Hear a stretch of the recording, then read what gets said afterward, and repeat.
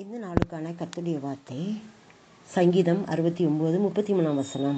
கர்த்தர் எளியவர்களின் விண்ணப்பத்தை கேட்கிறார், கட்டுண்ட தம்முடையவர்களை அவர் புறக்கணியார். இந்த பகுதியில் கூட ஆண்டவர் இன்னைக்கு நம்மோடு பேசுகிற வார்த்தை, எளியவர்களின் விண்ணப்பத்தை கேட்கிற ஆண்டவராக இருக்கிறாரு. கட்டப்பட்டவர்களையும் புறக்கணிக்க மாட்டாராம். நேற்று கூட நம்ம தான் பார்த்தோம், எளியவர்களின் நியாயத்தை விசாரிக்கிற கர்த்தர் என்று பார்த்தோம்லாம். இன்னைக்கு ஆண்டவர் சொல்றாரு, எளியவர்களின் விண்ணப்பத்தை கேட்கிற கர்த்தர். இன்னைக்கு 2 நாளாக ஆண்டவர் இந்த வார்த்தையை பேசுகிறாரு.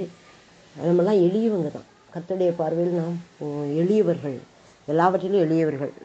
பணத்திலும் எளியவர்கள் தான், அறிவிலும் எளியவர்கள் தான், ஞானத்திலும் எளியவர்கள் தான், திறமையிலும் எளியவர்கள் தான், எல்லாத்திலும் நம்ம எளியவர்கள் தான்.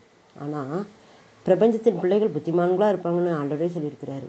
நம்ம எல்லாத்திலும் எளியவர்களாக தான் இருக்கிறோம். ஆனால் நம்முடைய விண்ணப்பத்தை அவர் கேட்கிறாராம். எளியவர்கள் என்று நம்மை தள்ளாமல் அவர் என்ன நம்முடைய விண்ணப்பத்தை கேட்கிறார். அப்புறம் பார்த்தீங்கன்னா, கட்டுண்ட தம்முடையவர்களை புறக்கணியார். கட்டுண்ட தம்முடையவர்கள் அப்படின்னா அவருடையவர்கள் யாருனாலும் கட்டப்பட்ட நிலைமையில் இருந்தால் அவங்களையும் புறக்கணிக்க மாட்டாராம். கட்டுண்ட தம்முடையவர்கள் அப்படின்னு சொல்கிறார். கட்டுண்ட தம்முடையவர்கள்னா அவரை நோக்கி பார்க்கிற யாவரும் எந்த கட்டில் இருக்காங்களோ அந்த கட்டுகளை உடைத்து அவர்களை புறக்கணிக்காமல் பாதுகாக்கிற தகப்பனாக இருக்கிறார். நாமும் கூட சில கட்டுகள்னால கட்டப்பட்டு இருப்போம். பிசாசின் கட்டுகள், அக்கிரமத்தின் கட்டுகள், இன்னும் ஏதோ வியாதியின் கட்டுகள், இந்த மாதிரி கட்டுக்களில் எந்த கட்டுக்களில் நம்ம இருந்தாலும் சரி, அந்நிய நுகத்தின் கட்டுக்கள், இந்த கட்டுக்கள்லேருந்து நம்ம அவர் என்ன செய்வாராம், புறக்கணிக்காமல் நம்ம ஏற்றுக்கொள்வாராம். கட்டப்பட்ட நிலைமையில் இருக்கிற ஒவ்வொருவரையும் அவர் புறக்கணிக்க மாட்டாராம். இவ்வளோ பெரிய ஆசீர்வாதம் அந்த வசனத்தின் மூலமாக ஆண்டவர் நமக்கு தராரு. பார்த்தீங்களா? எளியவர்களுடைய விண்ணப்பத்தை கேட்க, நம்மளாம் எளியவர்களாக இருந்தாலும் கூட நம்ம என்ன விண்ணப்பம் பண்ணுறோமோ அதை அவர் கேட்கிறார். அன்னாள் விண்ணப்பத்தை கேட்டார், அன்னாளுடைய விண்ணப்பத்தை கேட்டார், ஆகாருடைய விண்ணப்பத்தை கேட்டார், எஸ்தருடைய விண்ணப்பத்தை கேட்டார்.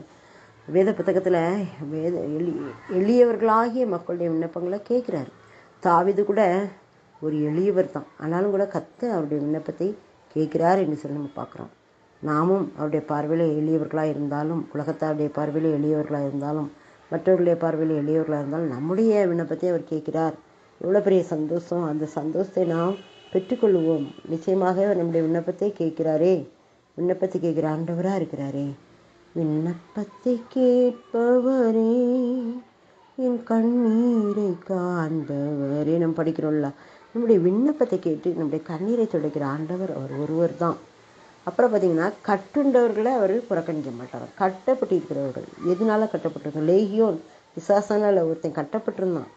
அவளை கர்த்தர் விடுவித்து சாட்சியாக மாற்றினார்.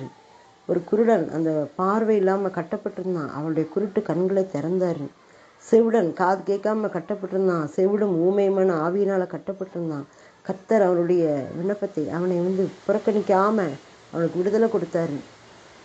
பெரும்பாலுள்ள ஸ்ரீ அந்த வியாதியினால் கட்டப்பட்டிருந்தான். அவள் விசுவாசத்தோடு அவருடைய வஸ்திரத்தின் ஓரத்தை தொட்ட உடனே புறக்கணிக்கல அவர். எல்லாரும் கூட யார் தொட்டா, தீட்டுன்னு மற்றவங்க நினைக்கிற அந்த பெண்ணு கூட விசுவாசத்தோடு அவரை தொட்டு கிடைக்க பெற்றா. அவளை அவர் புறக்கணிக்கலையே. இப்போ யாரையும் புறக்கணியாத ஆண்டவர். இந்த உலகத்தில் நாம் மற்றவர்களை எப்படி பார்க்குறோம், மற்றவர்களை எந்த கண்ணோட பார்க்குறோம்? அவர்களும் நம்மை போன்றவர் ஆண்டவருடைய பிள்ளைங்க தான் அப்படின்னு சொல்லி நாம் அந்த நோக்கத்தோடு பார்க்கணும். அவர்களை அற்பமாக எண்ணக்கூடாது. கட்டுப்பட்டவர்களை நம்ம என்ன செய்யக்கூடாது, அற்பமாக எண்ணக்கூடாது. கட்டப்பட்டிருக்கிறவர்கள கட்டுகளிலிருந்து விடுதலை கொடுக்கறதுக்காக நம்ம ஜெபிக்கணும்.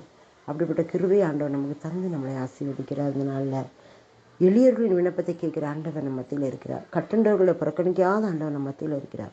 நம்மையும் கூட்டி சேர்த்து இதே மாதிரி நம்ம வழி நடத்துவார். விண்ணப்பத்தை கேட்பார், புறக்கணிக்காமல் நம்மை வழி நடத்துவார். தேவன் ஒருவரையும் புறக்கணியான்னு நம்ம பார்த்துருக்குறோம். அப்படிப்பட்ட கிருபைகளை நமக்கு இந்த நாளில் கர்த்தர் தருகிறபடியால் நம்ம நன்றியோடு துதிப்போம். ஆமென். அப்பா, நமக்கு நன்றி. இந்த வேளையில் ஆண்டவரே, எளியர்கள் விண்ணப்பத்தை கேட்கிறவராக நீங்கள் இருக்கீங்க. கட்டுண்டவர்களை விடுதலை ஆக்குகிறவராக இருக்கீங்க. அவங்களையும் புறக்கணிக்க மாட்டீங்க. நாங்கள் விசுவாசிக்கிறோம். எங்களையும் நீ ஏற்றுக்கொண்டீங்களே, இதே போல் அந்த இந்த உலகத்தில் கட்டப்பட்டு இருக்கிற எளியவர்கள் எல்லாரும் ஏற்றுக்கொண்டு அவங்களுக்கு ஒரு விடுதலையை கொடுத்து அவங்களையும் ஆசீர்வதிங்க. ஒப்பு கொடுக்கிறோம். இயேசுவின் மூலம் ஜெபிக்கிறோம் தகப்பனே.